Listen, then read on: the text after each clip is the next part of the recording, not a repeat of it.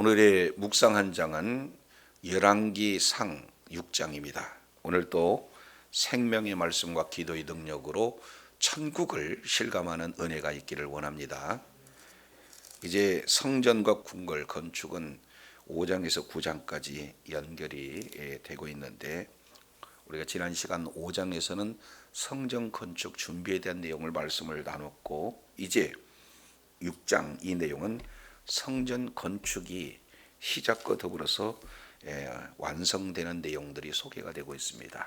그래서 이 성전 건축이라고 하는 이 내용은 바로 하나님의 임재의 장소가 성전이죠. 그렇기 때문에 이 성전 건축의 의미는 매우 귀중하다고 볼 수가 있습니다. 그래서 열왕기상 6장 이 내용을 통해서 보면은 아주 조직적으로 구체적으로 지금 6장을 기록하고 있는데, 히브리인들이 즐겨 사용하는 문장 구조가 있죠. 바로 키아지모라고 하는 대칭 병행 구조다 이렇게 표현하기도 하고, 편지봉투 구도다 이렇게 표현하고 있어요. 그만큼 정교하게 이 성전 건축 시작과 그리고 그 완료를 자세히 이렇게 기록하고 있는 그런 내용이 소개가 되고 있습니다. 그래서 크게 7문단으로 아주 상세하게 나눠서 말씀을 하고 있습니다. 자, 첫 번째 1절 이 내용을 통해서 보면은 성전 공사를 지금 시작하고 있는 이런 부분들을 말씀을 하고 있어요. 그리고 이와 짝이 되어지는 것이 성전 공사를 이제 시작했다면 마지막 완공이 또 이렇게 짝을 이루겠죠. 그래서 시작된 성전 공사가 완공되어지는 것이 38절 이렇게 소개가 되고 있습니다. 38절 내용을 보면 11째 해 불월 곧 8째 달에 그 설계와 식양대로 성전 건축이 다 끝났으니 이렇게 표현하고 있습니다. 그래서 성전 건축의 시작과 아울러 성전 건축의 이렇게 완공, 이 내용이 사실은 짝을 이뤄요. 자, 그래서 어떻게 시작하고 어떻게 완성이 되었는가, 그 기준은 바로 설계와 식양대로 이 모든 것들이 이루어졌다, 지금 이렇게 말씀을 하고 있습니다. 자, 그러면은 성전 공사가 어떻게 이루어졌는가? 그래서 크게 지금 두 가지 파트로 나눠요. 하나는 성전 외부 공사, 그리고 또 하나는 성전 내부 공사, 이 내용이 이루어지고 있는 것을 보게 됩니다. 자, 2절부터 지금 8절까지 이 내용을 통해서 보면은 성전 지금 외부 공사를 이렇게 시작함에 있어서 그 규모와 그리고 그 구조가 어떻게 진행이 되어지는가 하는 내용을, 외부 공사에 대한 그 모든 것들을 지금 말씀을 하고 있는 것을 보게 됩니다. 자, 2절 내용을 보면 솔로몬 왕이 여호와를 위하여 건축한 성전은 하고, 길이가 60규빗, 너비가 20규빗, 높이가 30규빗 이렇게 표현을 하고 있어요. 이것은 마치 성막의 2배에 해당이 되어집니다. 그러나 높이는 꽤 높아요. 그래서 약 30규빗 그랬으니까 이것을 한 규빗을 50cm로 기준한다면 약 15m 정도 되니까 꽤 높은 편이 되겠죠.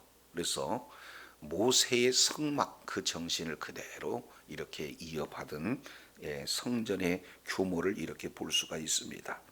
자, 그런데 여기에 특이한 것은요. 자, 열왕기상 6장 7절 내용을 보면은 자, 이런 표현이 소개가 되고 있어요. 이 성전은 건축할 때 돌을 그 뜨는 곳에서 다듬고 가져다가 건축하였으므로 건축하는 동안에는 성전 속에서는 방망이나 도끼나 모든 철 연장 소리가 들렸다 들리지 않았다? 들리지 않았다. 성전은 하나님이 임재하시는 그런 장소이기 때문에 거룩한 장소예요. 그래서 이 거룩성을 유지하기 위해서 얼마나 철저하게 지금 외부에서 모든 것을 다 다듬고 그리고 만들었어요. 그러니까 굉장히 모든 과정 하나하나가 매우 조직적이었다. 그리고 매우 효율적인 그런 공사를 진행하고 있는 것을 볼 수 있어요. 그러니까 밖에서 다다듬는 돌이라든지 목재를 이제는 안에서 조립만 할 수 있도록 했기 때문에 소리가 나지 않는다. 이 부분들을 강조하고 있어요. 그만큼 바로 성전의 거룩성을 유지함에 있어서 모두가 다 조직적으로 매우 효율적인 건축 방법을 동원했다라는 사실을 이렇게 말씀을 하고 있습니다. 이것이 2절부터 3절까지 성전 이 외부 공사를 어떻게 진행을 하는가 하는 부분들을 이렇게 자세히 말씀을 하고 있습니다. 자, 그러면서 9절이에요. 성전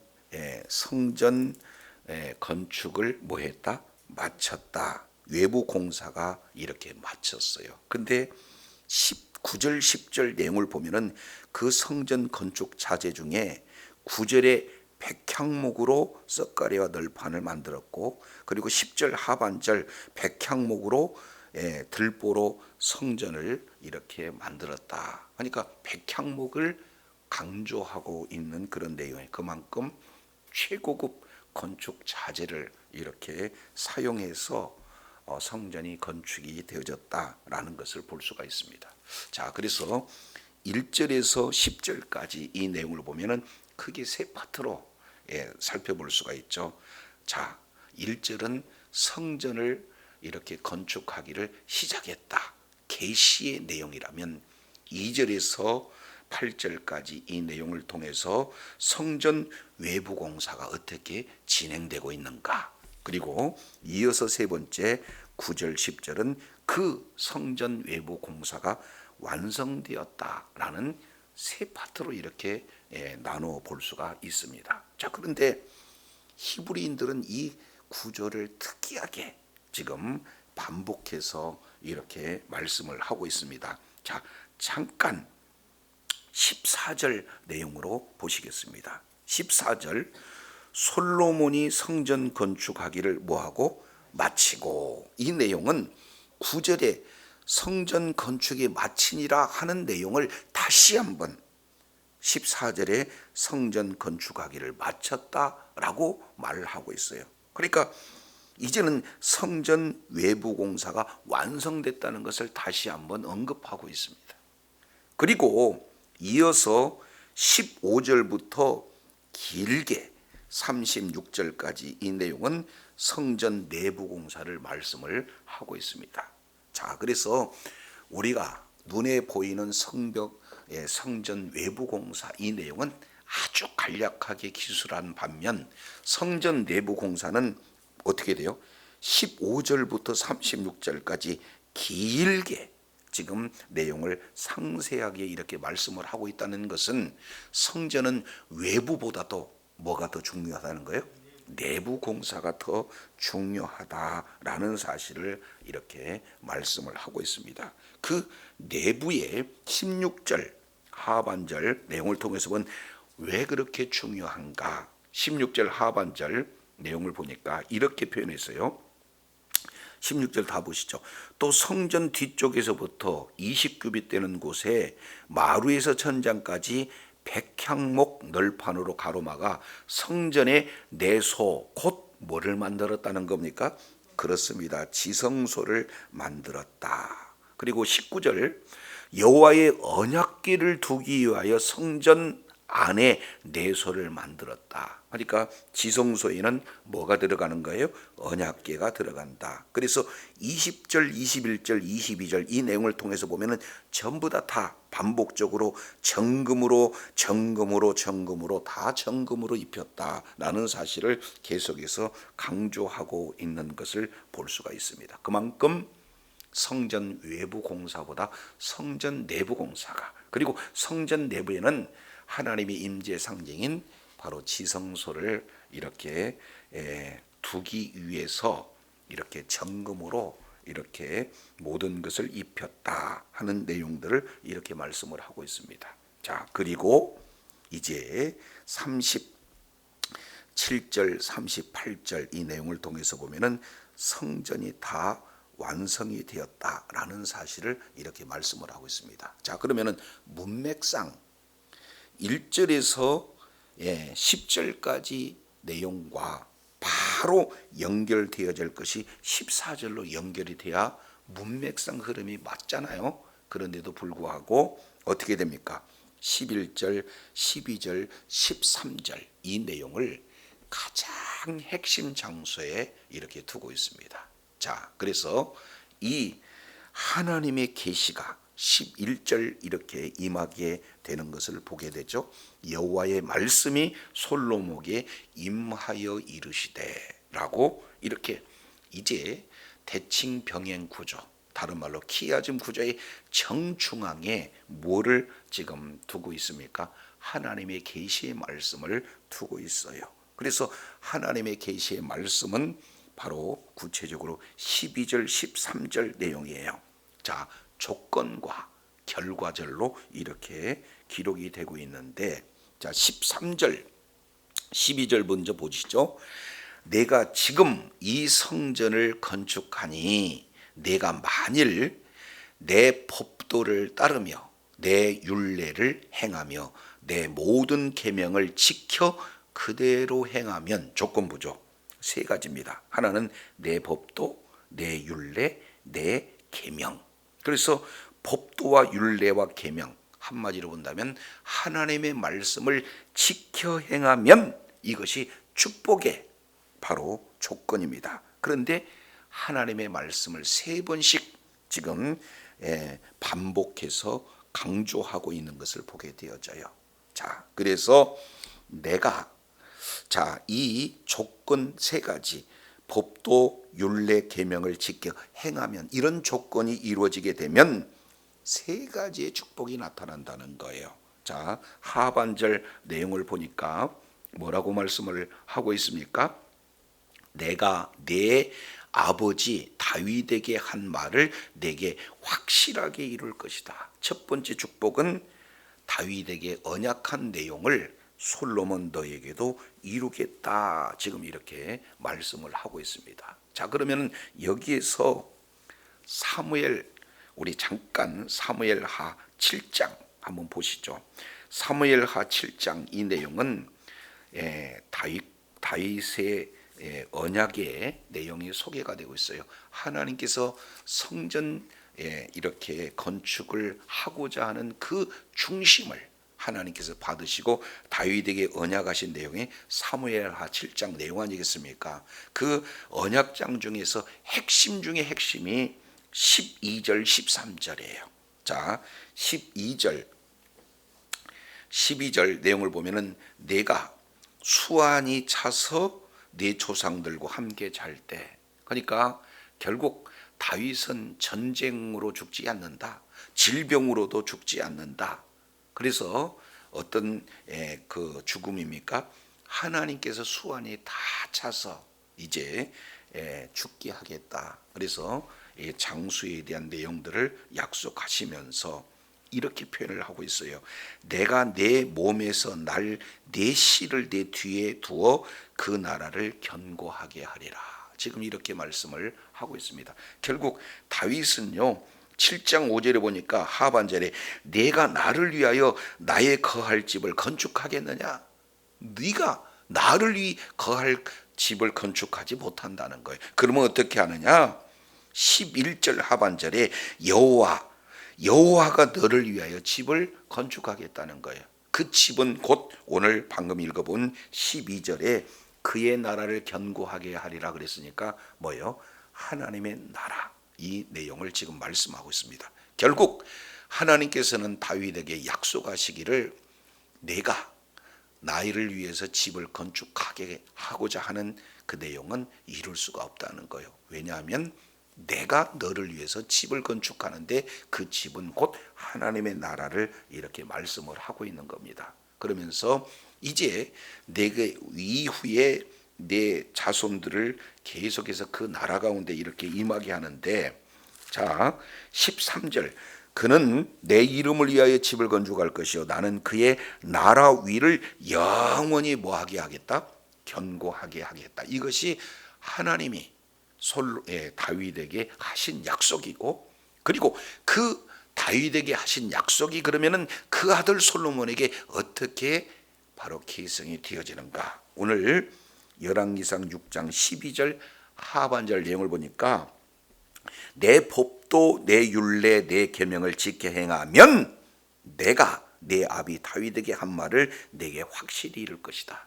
영원한 하나님의 나라, 이것이 이루어진다는 첫 번째 하나님 나라에 대한 축복을 말씀을 하고 있습니다. 두 번째요, 13절, 내가 또한 이스라엘 자손 가운데에 거하며, 두 번째, 내가 어디에 간다느냐? 이스라엘 자손 가운데 거한다는 겁니다. 성전 건축의 핵심 중에 핵심이 뭡니까? 하나님의 임재가 아니겠습니까? 그런데 하나님의 이제 임재의 핵심은 외부 공사를 잘하고 또 내부 공사를 잘해서 하나님이 임재하는 것이 아니다는 거예요. 그거보다 더 중요한 것은 뭐예요? 내 율례와 내 법도와 내 계명을 지켜 행할 때에, 두 번째, 내가 이스라엘 자손과 함께 살겠다, 거하겠다 하는 두 번째 축복을 말씀하고 있습니다. 세 번째 13절 하반절 내용을 보니까, 내 백성 이스라엘을 버리지 아니하리라, 늘 함께 하시겠다는 임마누엘의 약속을 이렇게 말씀을 하고 있습니다. 자, 그러면은 이제 전체 구조는 우리가 살펴봤어요. 이제 저를 이렇게 보시기 바랍니다. 자, 가장 정중앙에는 내 율례와 법도가 규례를 다 지켜 행하면 세 가지 복을 주겠다. 요것을 성전 건축하고 전혀 관계없는 내용인 것 같으나 성전 건축에서 가장 핵심이 되고 중요한 내용을, 자, 이 세 절 안에 가운데 이렇게 임하고 있어요. 그래서 이 말씀을 에워싸고 있는 것이 바로 성전 건축을 완성했다, 성전 건축을 완성했다. 그러면 어떻게 완성이 이루어지느냐? 외부 공사를 완성하고 내부 공사를 완성하기 위해서 외부 공사를 시작하고 그 과정과 내부 공사를 시작하고 그 과정을 잘 이렇게 설명을 하고 있어요. 그리고 더 외부 구조는 성전 건축을 준비했다, 그리고 성전 건축이 완성됐다, 지금 이렇게 말씀을 하고 있습니다. 자, 그러면은 조금 더 구체적으로 1절 참 중요한 내용이에요. 자, 1절을 보시겠습니다. 이제 9절을 봤으니까 1절, 이스라엘 자손이 애굽 땅에서 나온 지 480년이요 솔로몬이 이스라엘 왕이 된 지 4년 15월 곧 둘째 달 솔로몬이 여호와를 위하여 성전 건축하기를 시작하였더라. 전체를 지금 한마디로 압축하고 있는 그런 내용이죠. 성전 건축의 시작입니다. 하나님께서는 아브라함을 부르시고 창세기 13장 그리고 창세기 15장 이 내용을 통해서 보면은 약속의 땅 가나안 땅을 약속을 하고 계시죠. 그런데 그 약속의 땅을 이제 통해서 실제 이제 여호수아 때 그리고 다윗 때 그 땅을 정복함으로써 그 언약이 그대로 이루어진 것을 구체화했습니다. 근데 그것을 이제 눈으로 성전이 건축되어진다 그러면은 완전한 언약의 시전이 되어지는데, 오늘 보니까 애굽 땅에서 나온 지 480년. 근데 학자마다 이 480년에 대한 해석의 내용이 좀 다소 차이가 있기는 해요. 그러나 480년을 보통 이제 이렇게 받아들이는 이런 어떤 내용은 광야 40년 그리고 여호수아를 통해서 정복전쟁 그리고 사사기를 거쳐서 이제 초대왕 사울 40년과 다윗왕의 40년 이런 것을 포함한 480년에 대한 그런 내용들을 말씀하고 있어요. 그러면 지금까지 480년 동안 성전이 없다 할지라도 하나님께서 너희와 함께 하지 않았느냐? 함께 했다는 것이죠. 그러니까 성전을 짓지 않는다 할지라도 하나님께서는 약속대로 너희와 함께 했다는 그런 내용들을 말씀을 하고 있는 것을 보게 됩니다. 자, 그래서 애굽에서 나온 지 480년 이런 내용을 말씀을 하고 있는데, 애굽에서 나온 지라고 하는 이 기준, 이 내용을 통해서 보면은 과거 어떤 누구도 할 수 없는 그 건축을 내가 했다 하는 그 의미도 이 속에 포함이 되고 있어요. 그만큼 성전이 필요 없다.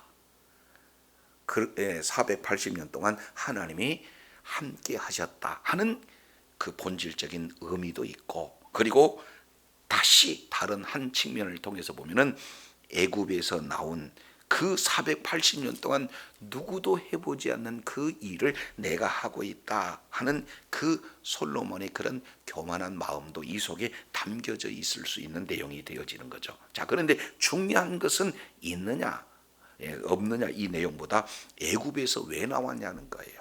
이 내용을 이해하기 위해서 우리 잠깐 출애굽기 5장을 한번 살펴보도록 하겠습니다.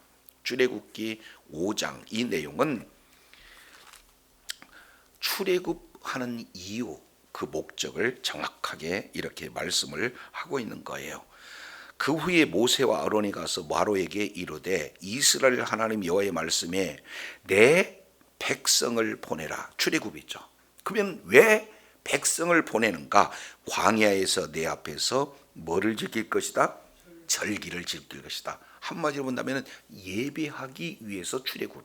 그러니까 단순하게 애굽에서 탈출하는 것이 아니라 어떻게 돼요? 그 백성으로 하여금 하나님이 예배를 받으시겠다. 지금 이렇게 말씀을 하고 있습니다. 그래서 이 내용은 계속해서 반복되고 있는 것을 보게 됩니다. 그러면 출애굽한 이후에 이스라엘 백성들은 하나님을 찬양하는 내용 속에서 오늘 성막과 연결을 지을 수가 있어요. 자, 그러면은 출애굽기 우리 잠깐 또 넘겨서 15장 내용을 보도록 하겠습니다. 여기는 이제는 애굽에서 탈출해서 가로막힌 홍해를 우리 하나님께서 이제 기적적으로 여시고 홍해를 통과한 이후에 애굽 군대는 다 수장하고 이스라엘 백성을 구원한 이후에 이스라엘의 백성들이 하나님을 찬양하는 노래 가운데 왜 이스라엘 백성들을 출애굽시켰는가 하는 그 목적을 잘 이렇게 소개하고 있습니다. 12절입니다. 13절 주께서 그 구속한 백성들을 은혜로 인도하시되 주의 힘으로 그들을 주의 성결한 처소에 들어가게 하시나이다. 출애굽에 나오게 하는 목적 내용이 뭐예요? 주의 성결한 처소에 들어가기 위해서 이렇게 말씀을 하고 있습니다. 그러면 그들은 약속의 땅 가나안 땅으로 가는데 가나안 땅을 뭐예요? 주의 성결한 처소. 지금 이런 표현을 한 듯해요. 자, 그런데 쭉 넘어가 가지고 어디를 보시느냐? 17절 보겠습니다. 똑같아요. 자, 주께서 백성을 인도하사 그들의 주의 기업의 산에 심으리다. 기업의 산은 가나안 땅이 되겠죠. 거기에 마치 나무를 심듯이 견고하게 이제 심겠다. 더 이상 이제 이렇게 캐내지 않도록 견고하게 심겠다. 그런데 뒤에 보세요. 여호와여 이는 주의 뭐를 삼으시려고? 처소를 삼으시려고 준비한 것 그랬습니다. 그런데 보세요. 가나안 땅이 처소인가 아니면 가나안 땅에 임한 백성들이 처소인가? 주여 이것이 주의 손으로 세우신 성소로소이다. 여호와의 다스림이 영원토록 무궁하리다 라고 말씀을 하고 있으니까 결국 13절의 처소 그리고 17절의 처소 성소는 곧 누구를 말하고 있느냐? 출애굽한 이스라엘 백성들을 지금 말씀을 하고 있습니다. 그래서 결국 출애굽한 이스라엘 백성들이 하나님 임재하는 그런 어떤 장소에서 하나님께 예비하는 이런 그런 예배 공동체를 만들기 위한 내용이 출애굽의 목적을 정확하게 지금 말씀을 하고 있습니다. 자, 이제 시간 속에서 광야 출애굽 25장 내용은 광야에서 하나님의 임재 장소인 성막을 제도를 주시고 성막을 완성하는 내용이고, 오늘 열왕기상 6장에서는 성전을 지금 완성하고 있는 그런 내용들을 이렇게 살펴보게 되어져요. 자, 그렇다면 이제 성전 짓는 그 목적을 우리가 정확하게 이렇게 살펴봤습니다. 그러면 우리가 봤을 때는 성전의 외부 공사, 그리고 성전의 외부 공사보다도 더 중요한 것은 성전의 내부 공사라는 것을 기록하는 그런 내용을 이미 살펴봤습니다. 그러면은 내부 공사 가운데 하나님의 이제 임재의 상징인 언약궤가 그 속에 들어가 있는 거 아니에요? 근데 그 언약궤보다도 더 중요한 것이 오늘 구조를 통해서 보니까 성전 공사의 아주 지금 핵심적인 내용이 11절, 12절, 13절이다. 그 내용이 뭡니까? 하나님의 말씀이 있다는 거예요. 그래서 이제는 성막은 출애굽 480년 동안 성막이 없어도 하나님은 너희와 동행했다는 것. 그런데 굳이 성막을 짓는데 외부보다는 내부에 대한 하나님의 중심이 들어가 있고, 내부에 왜 중심이 들어가 있냐? 언약궤가 들어가 있고, 그 언약궤보다 더 중요한 것은 바로 그 언약궤에서 만나 주시고 언약궤에서 말씀해 주시는 뭡니까? 바로 하나님의 말씀이 더 중요하다는 사실을 이렇게 정확하게 말씀을 하고 있습니다. 그래서 성전 짓는 것보다 중요한 것은 뭐예요?